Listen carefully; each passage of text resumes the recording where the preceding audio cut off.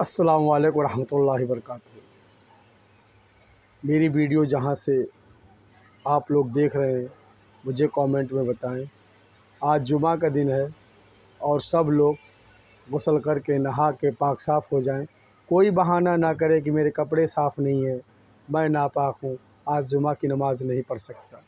हाँ, सब लोग तैयार हो जाएं, इंशाअल्लाह ताला नमाज़ पढ़ने ज़रूर जाएं। जुमा की 5 वक्ता नहीं पढ़ पा रहे हैं तो वो भी कोशिश करें पढ़ने की, लेकिन जुमा की नमाज़ हफ्ते की बिल्कुल न छोड़ा करें और अल्लाह से दुआ करें, आए अल्लाह मुझे नमाज़ पढ़ने की तौफ़ीक दे। इंशाअल्लाह ताला इरादा करना आपका काम है, निकालना अल्लाह की ज़ात है। आप इरादा करो, इंशाअल्लाह अल्लाह आपको निकालेगा और आपको मस्जिद में ले जाएगा और आप इंशाअल्लाह जुमा की नमाज़ अदा करेंगे और 5 वक्ता भी इंशाअल्लाह अदा करेंगे। अस्सलामु अलैकुम रहमतुल्लाहि व बरकातुहू।